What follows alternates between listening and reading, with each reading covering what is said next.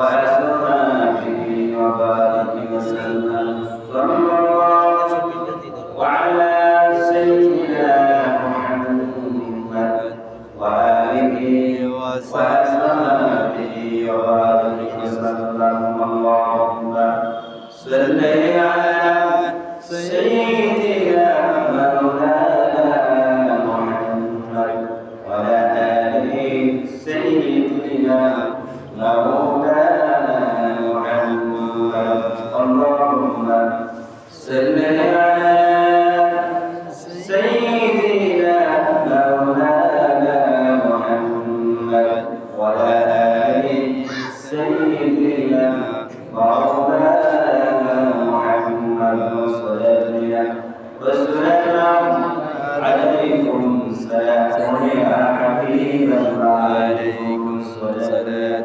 وسلام عليكم سلام يا حبيب الله عليكم جلوك شمس الضحى محمد جلوك بدر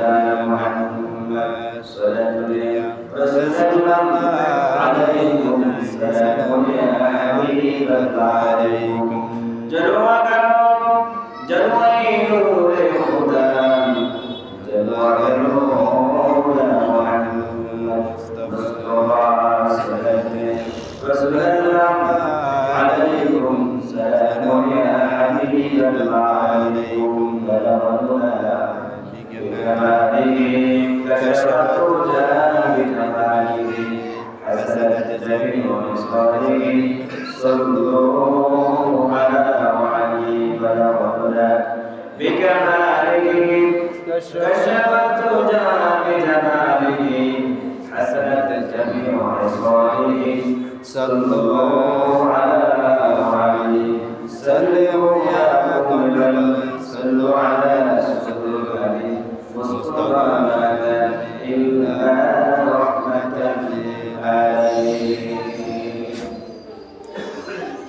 تحية بين السلام المجيد সম্মানিত মুসলিম কেরাম মুরব্বিয়ান আজম হযরত উলামায়ে কেরাম যুবক ভাইরা প্রধানত আগে আমার সম্মানিত পর্দানিশী মহোদয় আসসালামু আলাইকুম ওয়া রাহমাতুল্লাহি ওয়া বারাকাতুহু আমরা কথা বলবো মহান রবের দরবারে শুকরিয়া আদায় করতেছি মালিক আজকে রমজানুল মুবারক মাসের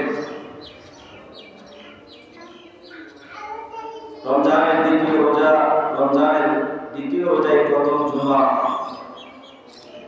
আল্লাহ তাআলা আমাদের মতো নাকান্দা গুনাহগার গোলামদেরকে জুমার নামাজ পড়ার জন্য প্রস্তুতি নিয়ে মসজিদে আসার যে সুযোগ মালিক করে দিয়েছেন মালিকের দরবারে আমরা শুকরিয়া আদায় করি আলহামদুলিল্লাহ লক্ষ কোটি দরুদ সালাম উম্মতের কাতারে নবী আমার আমাদের প্রাণপ্রিয় নবী ইহকাল পরকালে বাসা নবী মুহাম্মদ রাসূলুল্লাহ সাল্লাল্লাহু আলাইহি ওয়াসাল্লাম শান সম্মানিত ভাই রমজানুল মুবারক মাস আমরা রোজা রেখে জুমার নামাজ পড়ার জন্য আসছি আলহামদুলিল্লাহ আল্লাহ পাক আমাদের উপর রমজানের মাসে 30টি রোজা ফরজ করেছে কয়টি রোজা 30টি রোজা আমাদের উপর ফরজ করেছে যে পাওয়ার শাহিদা মিনকুম শাহর ফালিয়াসুম আল্লাহ তাআলা বলে বান্দা যখন তোমরা রমজান মাস পাও অবশ্যই তোমরা রমজান মাসে রোজা রাখবা এটা কার ঘোষণা আল্লাহ আমরা আল্লাহর হুকুমে রোজা রেখেছি কার হুকুমে আল্লাহ অত্যন্ত গুরুত্বপূর্ণ মাস ইবাদতের মাস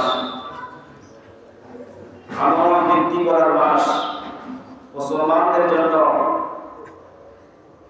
একটা মৌসুম একটা সিজন ইবাদত বৃদ্ধি করা ঠিক কি না ঠিক আমাদের হায়াত কিন্তু কম অল্প হায়াতে বেশি আমল বৃদ্ধি করার একটা সুযোগ রমজান মাস এই রমজান মুবারক মাস প্রতিটি দিন যেভাবে বরকতময়, প্রতিটি রাত বরকতময়। যেমন দিন তেমন রাত। আল্লাহ পাক বলেন, বান্দা এই রোজার মাস তোমাদের জন্য আমি দিয়েছি তোমাদের গুনাহ খাতা মাফ করার জন্য, জাহান্নাম থেকে মুক্তি লাভ করার জন্য, জান্নাত পাওয়ার জন্য। কি লাভ করার জন্য? জাহান্নাম থেকে মুক্তি লাভ করার জন্য, জান্নাত লাভ করার জন্য। এই সুযোগ আমাদেরকে কাজে লাগাতে হবে। আমাদের মতন কত ভাই কত বছর রোজা রেখেছেন, আমাদের সাথে তারাবিও করেছেন। আজকে অনেক ভাই আমাদের একা দুনিয়াতে যায়, ঠিক না? এরা কবর যাত্রী হয়ে গেছে। আবার অনেক ভাই কত বছরে রোজা রেখেছেন, তারাবি দিয়েছিল, আমাদের সাথে একসাথে নামাজ পড়েছে, কিন্তু অসুস্থ, আজকে নামাজ পড়ার তারাবি পড়ার সুযোগ হয় নাই, রোজা রাখার সুযোগ হয় নাই, ঠিক না? ঠিক। তো আমরা যারা এই রমজানের সুযোগ পেয়েছি রোজা রাখার জন্য, আমরা আল্লাহর কাছে শুকরিয়া আদায় করার দরকার আছে কিনা? জানি না কার জন্য এই রমজান শেষ রমজান হয়ে যায়। আজকে যাদেরকে দেখতেছি আমরা, হতে পারে এদের মধ্যে অনেকে আগামী রমজান আসার আগেই কবর যাত্রী হয়ে যাবে। কার জন্য এটা শেষ রমজান, ঠিক কিনা? এই জন্য যুবক ভাইরা, বৃদ্ধ বাবারা, আমল করো, আমল বৃদ্ধি করো। এই সুযোগ হাতছাড়া করা যাবে না। এই সুযোগকে কাজে লাগাইতে হবে। জীবনের শেষ রমজান হিসাবে তোমাকে এই রমজানের প্রস্তুতি নিয়ে আমল করতে হবে। আল্লাহর নবী বলেন, রমজান মাস এমন একটা রমজান মাস, রমজান মাসে প্রতিটি আমলের গুণ 70 গুণ করে বৃদ্ধি করে দেওয়া হয়। প্রতিটি আমলের সওয়াব 70 গুণ করে বৃদ্ধি করা হয়। কোন ব্যক্তি যদি নফল ইবাদত করে তাকে ফরজ ইবাদত করার সওয়াব দান করবেন। কোন বান্দা কোন বান্দি যদি ফরজ ইবাদত করে, একটি ফরজ যদি আদায় করে, 70টি ফরজ আদায় করার সওয়াব তার আমলনামায় দিয়ে দেবে। সুবহানাল্লাহ, সুবহানাল্লাহ। প্রতিটি আমলের সওয়াব 70 গুণ বেশি, কয় গুণ বেশি? অন্য মাসে 1 থেকে 10 গুণ, 1 থেকে, আর এই মাসে 70 গুণ। শুধু 70 গুণ নয়, এতটুকুর মধ্যে শেষ নয়। ইখলাসের সহিত সুন্দর করে আল্লাহ সন্তুষ্টির জন্য, আল্লাহর রিজামতি লাভ করার জন্য কোন বান্দা কোন বান্দি যদি সুন্দর করে ইবাদত করে যায়, আল্লাহ পাক বলেন শুধু 70 গুণ নয়, আমি আল্লাহ এত বেশি দিব, কত বেশি দিব তা তোমরা কখনো বর্ণনা করে শেষ করতে পারবে না। আল্লাহু আকবার, আল্লাহু আকবার। সওয়াব যে কত বেশি আমি দিব, এই বর্ণনা করে বান্দা বান্দি শেষ করতে পারবে না, যদি ইখলাসের সহিত ইবাদত করা যায়। এজন্য বাবা, রমজান মাস 30টি রোজা আমরা রাখবো, 5 ওয়াক্ত নামাজ উত্তমতে আদায় করব, খতমে তারাবি করব, তারাবি নামাজে অ্যাটেন্ড থাকব, নফল ইবাদত কোরআন তেলাওয়াত, জিকির, তাসবিহ, তাহলিলের মাধ্যমে কি দিন কি রাত আমরা যদি এভাবে চেষ্টা করতে পারি, একটি মাস এই মাস আমাদের জন্য, আপনাদের জন্য নাজাতের উসিলা হয়ে যাবে। সুবহানাল্লাহ, সুবহানাল্লাহ। প্রতিটি সেকেন্ডের দাম কত বেশি, কি দিন বলেন, কি রাত বলেন, কি রাত বলেন, কি দিন বলেন, প্রত্যেকটা মিনিটের, প্রত্যেকটা সেকেন্ডের দাম কত বেশি। তাহলে আমরা দুইটা, আজকে আমাদের মধ্যে থেকে 2টা রোজা চলে যাচ্ছে। কয়টা রোজা? কয়টা রোজা চলে যাচ্ছে? 2টা রোজা আমাদের থেকে বিদায় নিয়েছে, চলে যাচ্ছে। এভাবে দিন গুলি আস্তে আস্তে শেষ হয়ে যাবে। কিন্তু এই যে দিনগুলো চলে যাচ্ছে, আমরা কি ইবাদতের মাধ্যমে দিনটা শেষ করতে পারলাম কিনা? রোজা রাখে, নামাজ পড়ে, ইবাদত বন্দেগী করে আমার আপনার থেকে রমজান মাস বিদায় নিচ্ছে কিনা? এটা আমাকে ভেবে দেখা দরকার আছে কিনা বলে। এমনি বিদায় দিতে হবে না, রোজা রাখলাম আর ঘুমাইলাম এবার করলাম না, ঠিক কিনা? ঘুমাইয়া রোজাকে বিদায় দিতে হবে না। রোজার মাস এবারের মাধ্যমে আমরা বেশি বেশি আবাদত করবো, যেটি বরকত বেশি। এই রোজার মাসে 60টা আমল বেশি করে করার জন্য বলেছেন। 60টা আমল রমজান ফরজ, রোজা ফরজ, নামাজের পরে, তারাবির নামাজের পরে 60টা আমল আমাকে আপনাকে বেশি বেশি করতে হবে। এক নাম্বার আমল হচ্ছে কলমা শরীফ বেশি বেশি পাঠ করতে হবে। কি শরীফ? কলমা শরীফ। আমরা একবার পড়ি লা ইলাহা ইল্লাল্লাহ, লা ইলাহা ইল্লাল্লাহ, লা ইলাহা ইল্লাল্লাহ, মুহাম্মাদুর রাসূলুল্লাহ সাল্লাল্লাহু আলাইহি ওয়াসাল্লাম। 60টা আমলের মধ্যে এক নাম্বার আমল রোজা এবং নামাজের পরে জিকির করব। আল্লাহ জিকির করব কি? আল্লাহ জিকির কালিমা শরীফ বেশি বেশি পাঠ করব। দৈনিক 1000 বার তাকবীর করব, আমি দৈনিক 1000 বার আল্লাহ এই কালিমা জিকির করব। একদিন এক কমে আমি আল্লাহর এই জিকির করতে থাকবো। দৈনিক যদি 1000 বার করি, 30 দিনে 30,000 জিকির আমার আমল নামায় চলবে কিনা বলে? 30 দিনে কত? 30,000। ভাইরা, কলমা শরীফ দৈনিক 1000 পড়া কি কষ্ট হবে? না। জোরে বলেন না, কষ্ট হবে? না। এর জন্য বিশেষ আয়োজনের দরকার আছে? না। বিশেষ কোনো প্রস্তুতি দরকার আছে? আপনি যে কর্ম করেন না কেন, যে অবস্থায় থাকেন না কেন, অন্তরের মধ্যে যদি জিকির চালু থাকে, দুনিয়ার কেউ শুনবো না, দুনিয়ার কোনো মানুষ জানবো না। যিনি জানার দরকার তিনি জানবো, তিনি আমাদের রব আল্লাহ। তিনার জন্য আমি কলমা শরীফ পাঠ করি, তিনার কালিমা পাঠ করি, তিনি শুনলে পরে আর কারো শোনার দরকার নাই।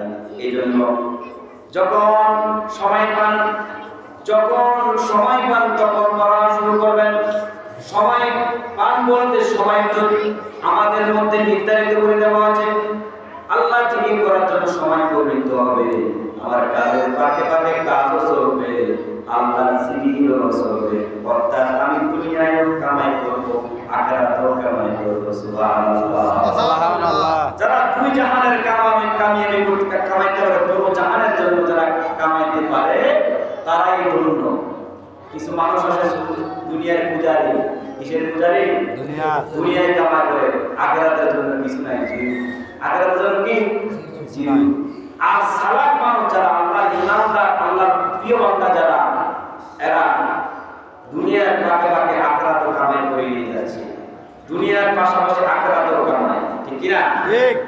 দুনিয়ার ব্যস্ততা কখনো শেষ হবে না। আর আপনি কখনো ব্যস্ততাকে অপেক্ষা করেন, আল্লাহর ইবাদত করতে পারবেন না যতক্ষণ পর্যন্ত শান্তির দেহের মধ্যে, এই বডির মধ্যে রোগটা থাকবে, ততক্ষণ পর্যন্ত মানুষের ব্যস্ততা থাকবে, ঠিক কিনা বলেন? ঠিক।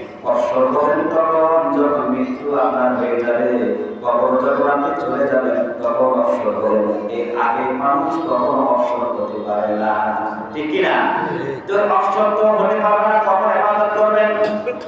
আপনি চিন্তা করছেন আরো বয়স হোক, আরো বৃদ্ধি হোক, আরো বৃদ্ধ হয়ে তারপর আমি ইবাদত করবো, ওই সুযোগ আপনার হবে না। কোন সময় মালিক আপনাকে ডাক দেন, মালিকের ডাকে সাড়া দিয়ে আপনি দুনিয়া থেকে চলে যেতে হবে। তাই এই জন্য দুনিয়ার পাকে পাকে আখিরাতের কাজ করতে। আর দুনিয়ায় করার পর ইবাদত, দুনিয়ায় যে আল্লাহর হুকুম করা হয়, কার হুকুমে? আমরা দুনিয়ায় করব আল্লাহর হুকুমে। দুনিয়ায় কার হুকুমে করব ভাই? আমরা গাড়ি চালাবো আল্লাহর সন্তুষ্টির জন্য, ব্যবসা করবো আল্লাহর সন্তুষ্টির জন্য, চাকরি করবো আল্লাহর সন্তুষ্টির জন্য, ইমামতি করবো আল্লাহর সন্তুষ্টির জন্য, ওয়াজ করবো, নসিহত করবো আল্লাহর সন্তুষ্টির জন্য, আমি রাষ্ট্র পরিচালনা করবো আল্লাহর সন্তুষ্টির জন্য, রাষ্ট্রের দায়িত্বগুলো পালন করবো আল্লাহর সন্তুষ্টির জন্য, পারিবারিক কাজগুলো করবো আল্লাহর সন্তুষ্টির জন্য, স্ত্রীকে খাওয়াবো পড়াবো আল্লাহর সন্তুষ্টির জন্য, ছেলে মেয়েদেরকে খাওয়াবো আল্লাহর সন্তুষ্টির জন্য, ইমাম সাহেবকে খাওয়াবো, খতিব সাহেবকে খাওয়াবো, আলেম সাহেবদেরকে খাওয়াবো, এদেরকে মেহমানদারি করবো আল্লাহর সন্তুষ্টির জন্য। সুবহানাল্লাহ, সুবহানাল্লাহ। সন্তুষ্টির জন্য আল্লাহর সন্তুষ্টির জন্য থাকে আপনি মেহমানদারি, এই দান সদকা এই ভালোবাসা কিছু কাজ হবে না, ঠিক না? একটাই কথা বলতো, হুজুর আপনাকে ভালোবাসে আল্লাহর জন্য, স্ত্রীকে ভালোবাসে আল্লাহর জন্য, আমার জীবনের যা কিছু আছে অর্জিত সব কিছু আল্লাহর জন্য, আমি আল্লাহর জন্য কামাই করব, আল্লাহর জন্য ব্যয় করব। আল্লাহু আকবার। তারপরে